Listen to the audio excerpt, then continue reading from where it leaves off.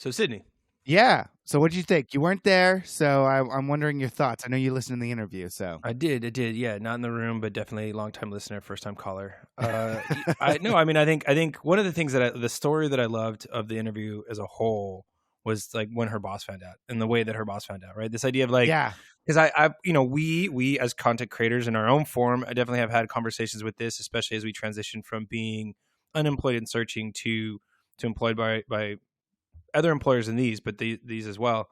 What would that be if they suddenly like listen to one of our interviews that's like maybe critical of not the space we're in, but just in work in general? And so I love this idea of like this person actually just like owns it, presents it as if it has everything to do with her, like she's the Glenn Close in like no, that's Devil Wears Prada. But who was that? That's Oh, Anne Hathaway? well the boss is Oh, Meryl Streep. Meryl Streep. Yeah. Anyways. Like I like that as like the part of the narrative now is the running joke is, oh yeah, I'm that terrible. Right. But yeah, what about you? No, I thought that was a really good thing too. It was really interesting because I think we had both been wondering that question about when you're in this space or when you have that side hustle and they find out like what are the reactions. I was really interested in her analysis of TikTok too.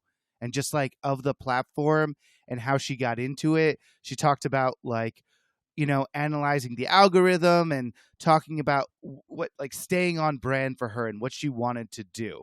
And I thought that was a really interesting segment of like, I don't want to be somebody else. I don't want to fall into the trap of like just being like everybody else. Like stay on brand, like do what I want to do and don't make it overwhelm yourself, right? Like this is what I want to do and don't chase the fame just because like, oh, I want to be TikTok famous or something like that. So it was just a really interesting analysis of the platform itself and like her journey into it.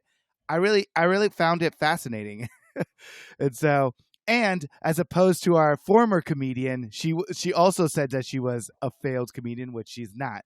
But like she has. Well, I mean, yeah, the transition from stand up to this space, right, and just like what and how, and then so definitely we had the sad clown. Shout out Sean McKenzie, who felt. I mean, granted, we're talking to him right at the heat of the pandemic and lockdown, leaving New York, and just saying comedy is dead, and to some degree, some would agree, some would. So it's a debate, but yeah, I mean, we all can't be a man drinking, cranberry juice on our skateboard. So I think like finding that niche, finding that like in finding her people. I think the cool thing that she definitely talks about or talked to is the user engagement as a way to also fuel the stories that she creates. And so I think that's once you get that going and things like that.